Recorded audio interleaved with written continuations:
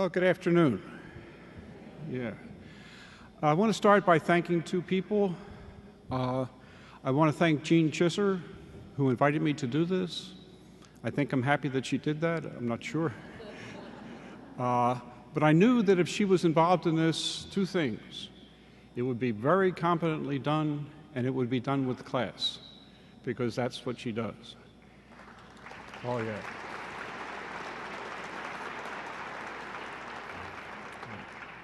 And the second person I want to thank is Melinda Donovan, because I have a number of slides that I want to show, and about 4 days ago, there were twice as many words on these slides as there are today.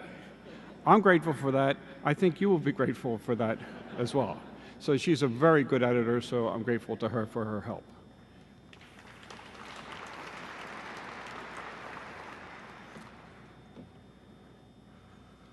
Okay.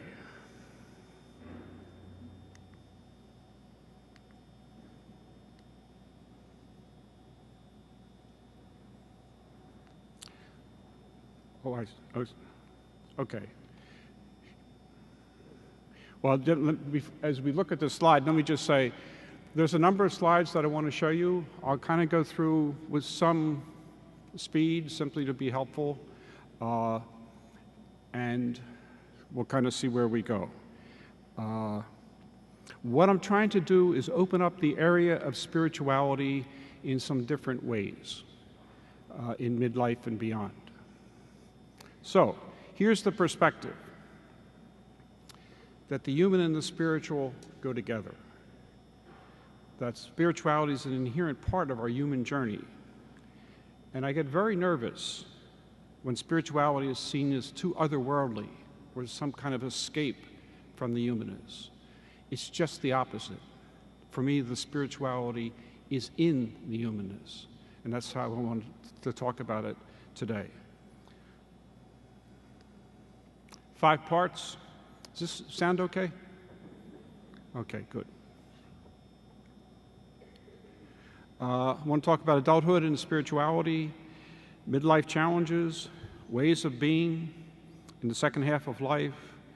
Especially I want to talk about adult imaging of God, and then I want to talk very briefly, the last part's very short, about the Imago Dei. So the first part, adulthood and spirituality.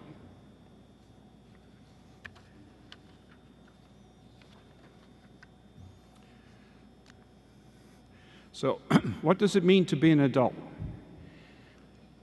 I think there's 2 essential parts to adulthood. And the first is integrity, and the second is relating to the other in considered mutuality. And I think they go together. Integrity and considered mutuality always go together. If I can be fully me, then the other can be the other. And both of them together, I think, define our humanness. It's like that's the goal of the human journey. We're trying to become whole, and we need to respect the other as other, whoever that other, and whatever that other is. And a caution. We're human people, we're all fallible, and so we do this imperfectly, we have blind spots, we have cultural distortions, we have all kinds of things, but reasonably whole selves, and relating to the other in mutuality reasonably. That's what we're talking about. It's human, and nothing more. That's us. So, what's an integral self? What's a whole self? A self that's grown up, can stand on its own feet, self-possessed, can own all of its pieces, the good, the bad, the welcome, and the unwelcome. Has a locus of valuing inside and not with significant others. In other words, I can hold my own values. These are my values. And so it's its own cohesive, felt from within, self-authoring whole. Hope that makes some sense to you. That's, to me, what wholeness looks like. 2 pieces in that are kind of like a test of wholeness, if you want to test, I think. And it's the second and the third. If we can own all the pieces of ourselves, even the pieces we don't like, and even the pieces that have been really bad experiences, we can be whole. If we can't, we're kind of generous. We ask other people to hold those pieces for us. We ask other people to be responsible for those pieces. We're not adult. And that spills out into how we relate to the other. And with the third one, if I can own my own values and I'm comfortable with that, you can own your values and be comfortable with that. So both of these things foster considered mutuality. So what is considered mutuality? Relating to whomever or whatever is other in a way that respects that other's difference, individuality, and boundaries. Genuine concern for the unique character, particular history, and special needs of the other. That's considered mutuality. There's three main parts of it, I think. Probably could be more, but these are the three main things, I think, that make us adult in relating. First, we find the unique wholeness of the other. And it's an actual other. It's this other person or this institution or whatever. And of course, this other has a context, has a culture, has a context, has circumstances. And so we need to honor that in honoring the other. And also, part of the considered mutuality is that we sense the purpose of the other. We sense the nature of the other. We sense the other's spirit. That's the first. The second is simply love and care for the other. Paul Waddell has this quote. He says, "Becoming accomplished in the mutuality of love is the indispensable key to becoming human." And then this is him again. He says, "Love is the thoughtful and deliberate practice of attending to the needs, concerns, and well-being of others." So all of us need this kind of love. This is the love that flows from wholeness and from someone relating to us in considered mutuality.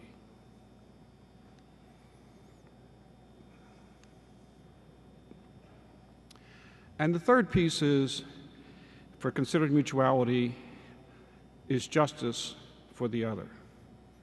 Because considered mutuality impels us to respond to the other in ways that are just. Often this justice is framed in terms of rights or equality under the law. But there's more to it than that, especially in adulthood. If we are all equal, we're also all very unique. So paying attention to the inner of the other is part of justice. Jack Dominion says, "A great deal of our integrity relies on how well we can listen to others." He's talking about empathy and saying basically that empathy and justice go together. So you may be sitting here and saying, why is he talking about adulthood? What's this about? These things are crucial to say. If we're mature adults, the human and the spiritual actually do go together. So to be an adult, and I want to hold for this, to be an adult is to be a spiritual person. Why? A spirituality grounded in the fullness of the human would have to be, about wholeness and considered mutuality. So a fully human, fully embodied spirituality is always about integrity and respect, loving care, and justice for the other. That's the case I want to make. That, I think, is what spirituality is throughout life. That's the blueprint. That's what it is. Other things obviously are included in that we're going to add to it from our own unique spiritualities. But that's what its thrust is. That's what it's trying to serve. So, I want to talk about 4 characteristics that kind of make adulthood a little bit more understandable, and very important characteristics. And they all come from integrity and considered mutuality. The first is voice, second is empathy, third is intimacy, the fourth, dialogue. So, voice. Voice is meant to be from our integrity, from the wholeness of our embodied, experienced selves. Because quite, as we all know, there are times when we need to say, either verbally or somehow symbolically, who we are and what we stand for. And to have a voice simply is to be a self. It's to have a self. And not to have a voice is not to be in an adult relationship with the other. And not to listen to the other's voice is to withhold, especially when it's something important or crucial, is to withhold respect, loving care, and justice. Empathy. I want to talk about first self-empathy, because we need empathy for ourselves. That's how we own all of our pieces. So owning all the pieces of the self, to know and to feel what we are feeling, lets us be whole. And then, and they go together, we need empathy for the other. Being in the inner world of the other as if it were my own. That's Carl Rogers' definition of empathy, and I love that definition. It's we're in the other's world as if it were my world. Not that we're agreeing, but we're sensing what the other senses. We're feeling what the other feels. We need to see what the other sees. That's empathy.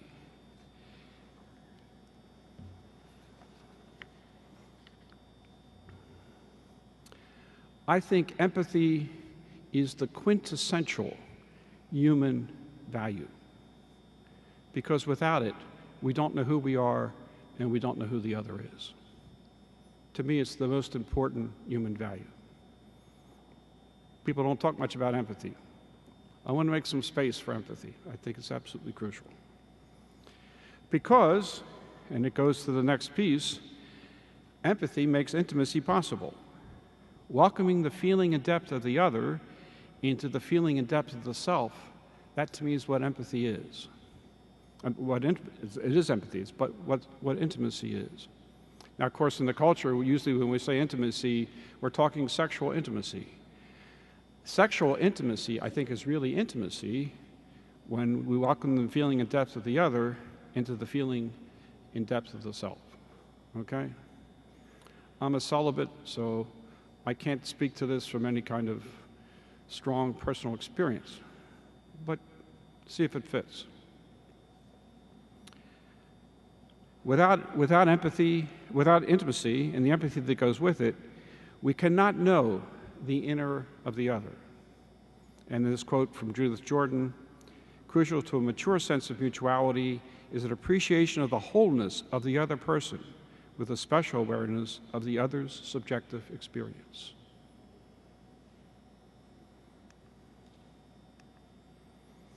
Finally, dialogue. Dialogue happens when voice, empathy, and intimacy come together. Wholeness of the self, engaging the wholeness of the other in respect, loving care, and justice. That, to me, is dialogue. That's adult dialogue. Without knowing the inner of the other, change and transformation do not occur, and integrity and considered mutuality of both parties is compromised. I want to say adults dialogue. We're all different. We have different experiences. We have disagreements. We have conflicts. What's the adult thing? The only adult way to work with that is dialogue. And it's not proving my point or listening and finally accepting your point. It's the back and forth, I think, as we're talking here. It needs voice, it needs empathy, it needs intimacy. I want to make some connections to adult religion to try to make this a little bit more concrete and bring it a little bit into where we're focused right now. I want to talk a bit about adult prayer. Is there a way of praying as an adult? And is there a way of being church as adults? So, allowing my whole embodied voice, coming from my feeling in the inner of myself, to be in conversation with the living God. Maybe that's prayer. Listening for God's voice to touch me in my feeling and depth, my inner. I think that's prayer. Allowing the empathy of the living God to dwell within the inner of myself. I think that's prayer. So what is prayer? It's a dialogue of voice, of mutual empathy, and of intimacy. I think that's what it is from an adult perspective. How about adult church? Obviously, it's a big issue in the church today. Many people, many places, whatever. From an adult perspective, what does it look like? It's a place where one can have a voice that's able to speak and be listened to. It's a place of mutual empathy and shared pastoral care. It's a place of intimacy where the feeling and depth of the self and of the other are able to be honored. It's a place where dialogue is an official language, allowing our different experiences of God to be shared, and allowing God's voice of challenge and transformation to surface and to be heard.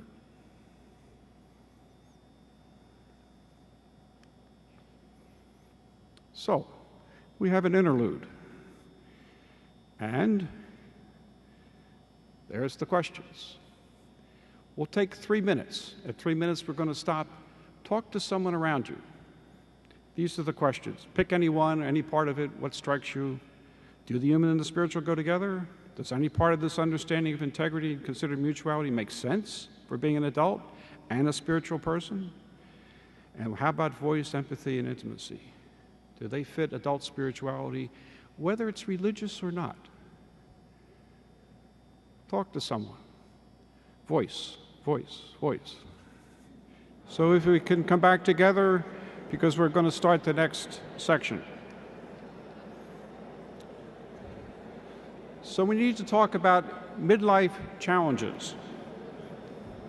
So we're kind of shifting gears a little bit to talk about some midlife challenges. And a little bit about midlife. Typically, people say somewhere between 35 and 40 it starts. It goes beyond 45, 50, 60, 65. People are different, whatever. That's all kind of midlife, second half of life, but midlife itself is kind of like a transition that's floating a little bit. It's a transition that's easy or hard. For some people, they don't even notice it because it's like, well, I'm the same now at 60 as I was when I was 30, and there's just no difference. And for other people, it's harder than that. And for some people, small percentage, but always some, it's a crisis for some. And for some, again, small percentage, it's a liberation. It's like there's some freedom that comes in the second half of life that was never there, and it comes at midlife. We'll talk a little bit. Often, at midlife, there's some liminality. Liminality is a kind of transitional space. It's like going from one room to the next, and it's like you're in between. And the in-between space is like a no place. It's a no space. And you're floating, you're lost. Jung says we're in a state of disorientation, and we are. And for some people, that can be profound. Other people, doesn't even happen. So don't take anything on here that doesn't fit you, but if something helps to make sense, that's why we're doing this. So let's talk. Here's some quotes from Jung.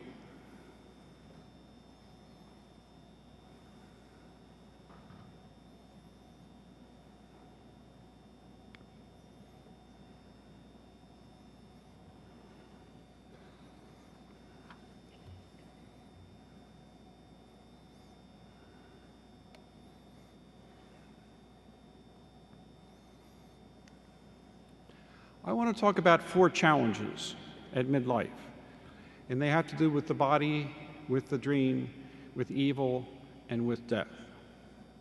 And I think each of these challenges can cause to a deeper spirituality. So let's talk a bit about the body at midlife. I think we know this piece. Anybody doesn't know this? Okay. Because the obedient stamina, the eyes, the libido, the bones. Yeah, all these things. It's part of who we are. It's pretty biologically determined. Fat cells. Yeah. Okay.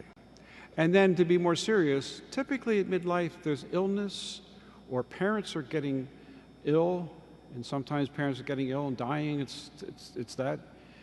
But typically it's a time for some people have heart attacks, and there's often some major illness, some disability. So we're aware of it. At midlife, it's hard not to be aware of the body. So, some questions. Can I accept my body as it is now, at midlife or even beyond? Can I accept it? Can I be my aging body? Or for some people, am I more comfortable now in my body than I was before? And I think for some, yeah. But the spirituality question, how do I embody my spirituality now? And is there something God is calling me to embody in my life now?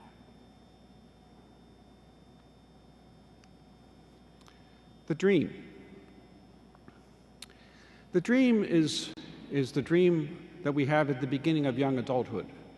The Jungians would call it a hero dream. It's what draws us forward. It's how I'm going to go out into the world and become who I'm meant to become. And not everyone has this dream, but many people, most people I think, have some kind of hero dream. It's who I can be as an adult. Usually it's about love and work. So the question in midlife is, where is the dream now? And did it bring what I was hoping that it would bring? And could I even live it out? And am I disillusioned or depressed? For some people, the people for whom midlife is very difficult, for some of them, disillusionment is kind of like central. It's like, what's this all about? Who am I? What's this for? It's kind of like, can be very strong. And depression can go along with that. So, because things are changing. So is my family life or marriage changing? And is my work changing? Or does it need to change? Whatever. But those questions, typically they come up. So, do I have a dream now, at this point in my life? If not, is there someone who can help me find it? And can the dream give me new life and draw me forward? And is there something, the spirituality question, is there something calling me now? Perhaps something that's new or different, or nuanced at least, from the way it was before. And how about my faith? Is that part of the dream?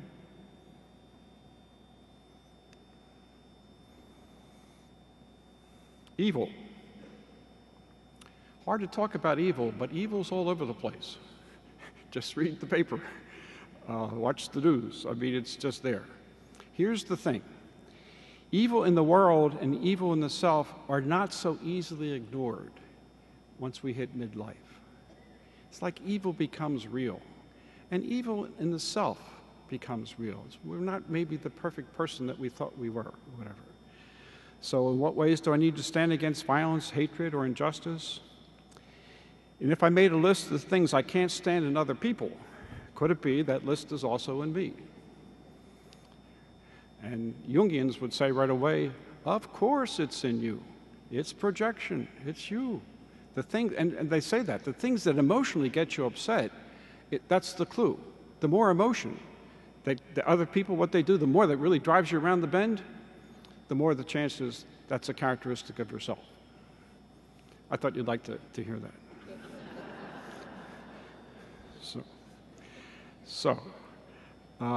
And can I say, there but for the grace of God go I? I think that's really a crucial question. You probably all have had some experiences of that, where I've had a profound experience. I'll be real quick. A few years ago, I was working on a social work degree, and I did drug rehab. And my job was to do the interviews of people coming into the program, day treatment program. And so I would sit there and do these interviews, and About 45 minutes, family history, personal history, drug history, as what you might expect. And then the person would leave, and I'd sit there. Thank God this happened. I'd sit there and I'd say, how is this person still alive? I really said that. And I would say to myself, if that were me, I would be dead. Was that helpful? Because otherwise you can say, look what this person is doing, screwing up their life with drugs. Don't they see what the family, all those things that we can, no. So it was a great, I think I was there probably for a reason. Who knows? So, midlife question. Can I accept the reality of evil in the world, violence and injustice, and in myself? Injustice, vices, addictions, whatever. And there's a phrase from William James that I love. He says, the question is there a way for natural evil to be swallowed up in supernatural good? And that's kind of like a metaphor, but I think it speaks to something. What is it that's able to overcome evil? And he's calling it supernatural good. But I think it's what we look for, is what we're trying to find. And death at midlife. Because it easily becomes a personal reality. The sense is not that other people die, of course other people die, I am going to die. So then death as culmination raises the question, what's the meaning of my life? If it's my death, if no one can die for me, does that mean it's my life, that no one can live it for me? So a really good question is, what goes into my understanding of death right now? Is it loss? Transition, annihilation, culmination, transformation, celebration? What is it? How do I understand death? And it may be changing.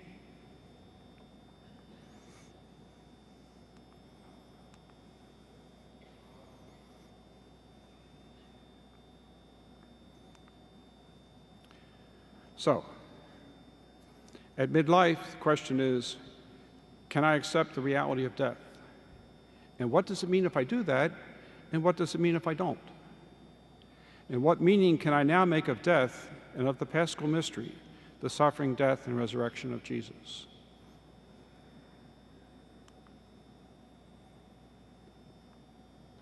Oh, I'm pressing the wrong button. I'm sorry. Yeah, a little interlude. Find someone friendly to talk to.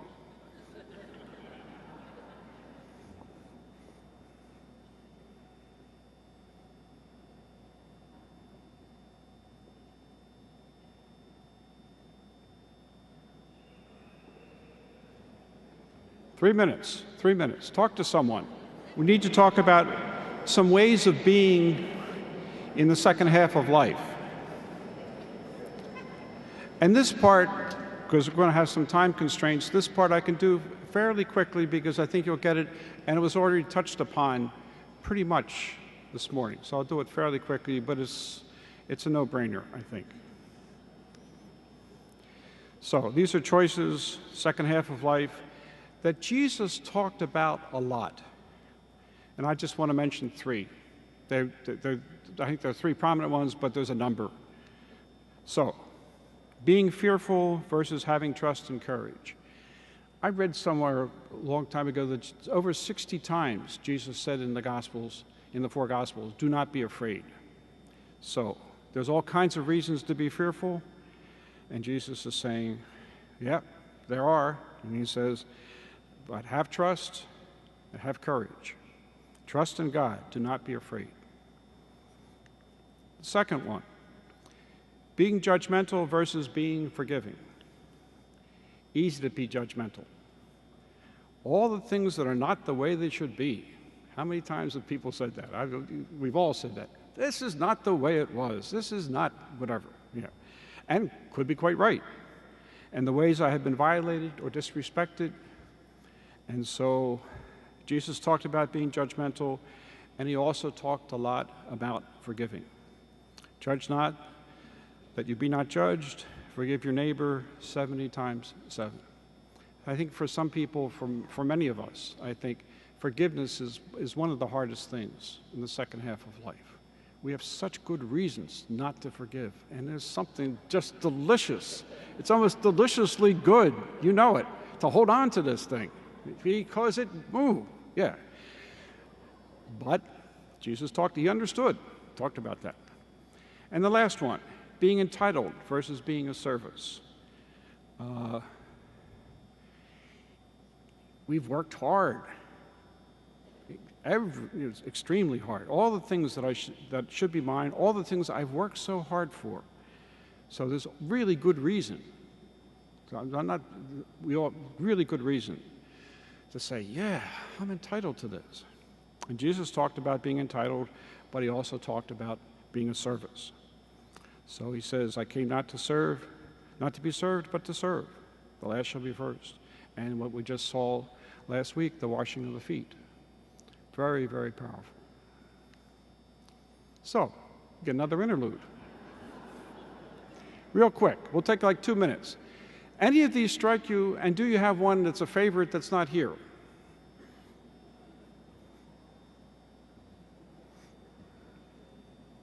And really, what helps me to go forward with trust and with courage and forgiveness and service to others? What helps me with that? I want to talk about adult imaging of God in the second half of life. And maybe this is the most important thing that we need to look at, and we have just about enough time to do it, I think. So, let's talk about imaging God. Our imaging of God develops as we develop and mature. In childhood and adolescence, while our imaging of reality is still developing, our imaging of God is usually childlike and adolescent. In adulthood, as reasonably coherent whole selves, relating and considering mutuality, our imaging of God is at least able to be adult as well. So, I think we have two gods. It's a heresy, but see if it helps. The first is a superego God, the God of childhood and adolescence. It's a parent-like authority and with a parent-like voice. Don't do that. You can hear it in your head. No, don't do that. That's wrong, whatever. And it's very interested in controlling us, because that's what the superego does. It's trying to control us because it thinks we're out of control. And it knows how we should be and how we should act. The other thing to say, this God, it's part of God, but it's incomplete. It's a God still forming. It's a God whose pieces, in a sense, haven't all come together yet. It's not yet a whole God. The second God is a living God, the God of adulthood. It's a God of mutuality. We can relate to this whole God out of our own integrity, a God of transforming mutuality in an adult relationship with us. It's a complete God, a God of adult imaging, a God fully formed. And the description of this God is most clear in the saints and in the mystics, because they understood, they saw this God, they lived with this God. So, some characteristics of the superego God. It's a supreme being. Now, as you read these characteristics, you'll say, well, yeah, that's God. Yeah, it is. It's the superego God.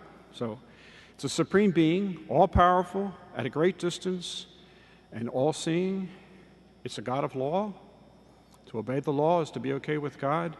And it's a God of guilt. We feel guilty when we don't. It's a God of belief. Important to have the right belief. It's a God of control. Most of the things, think of growing up, most of the things I really want to do, I can't do. God says no. And it's a God of the group. Church is the place where we worship the supreme being, the God of law, the God of belief, and the God of control. That's the superego God. It's traditional religion. It's hard to move beyond. I have to say that very quickly. It's hard to move beyond this God. This God does not take rejection very well. It's the truth. You need some help. You need a support group. You need spiritual direction. You do. You need some support, someone to help you with it. With 5 minutes to go. Yes. Good. So, imaging the living God. How's that different? It's a transformation of the ways we image the superego God. It's a God we personally experience rather than know about. And it's a God that actually saves us rather than just promises salvation. It's a close, intimate God, not distant. And it's not interested in control, but in growth and our flourishing as whole people who can relate to everything in considered mutuality. 5 characteristics, like before. It's a God as thou, as an other, as a relationship. It's a transformation of the Supreme Being. It's an intimate, personal relationship. And I love this quote from Ann Ulanoff: what God asks is a living relationship. And I am who is, and I am with you. And what God wants is an answering, I am too. One that says, here I am with you. That's relationship. And one of my favorite quotes from St. Augustine, I'm an Augustinian, is, you are closer to me than I am to myself.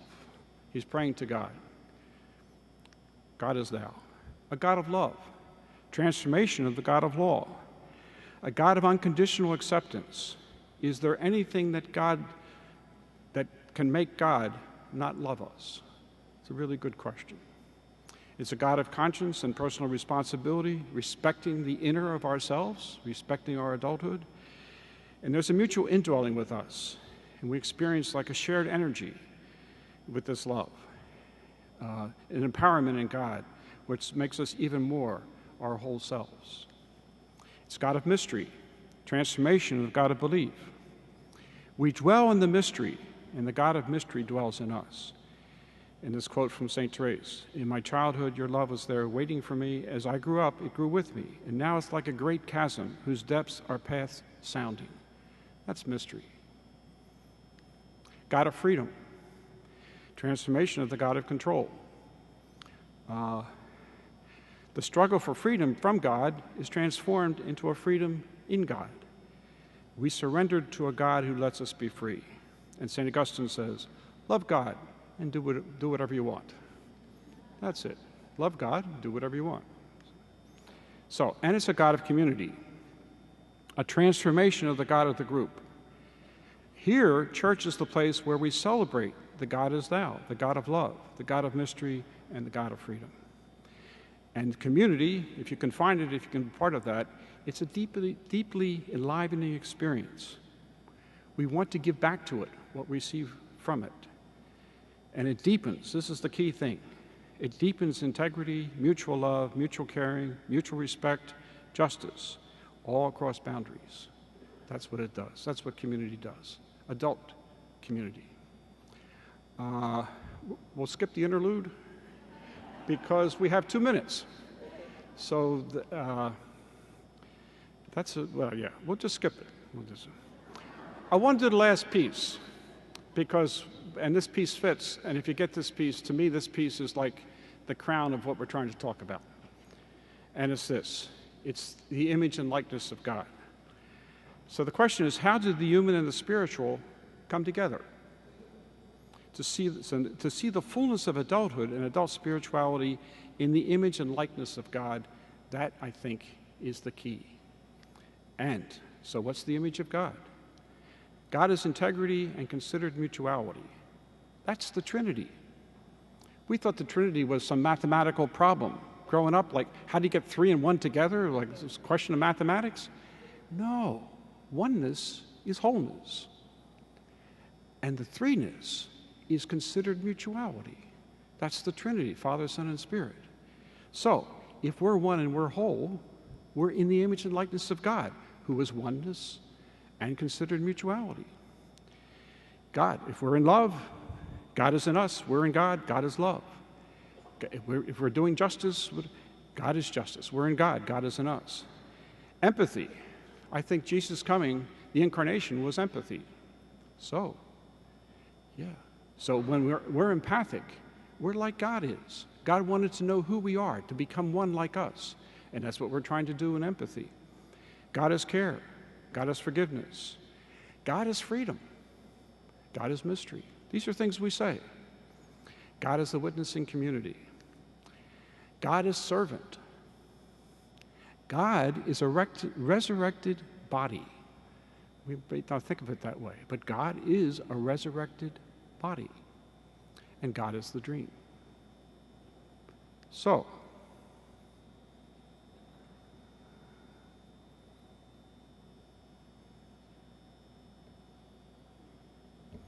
we're done. Thank you.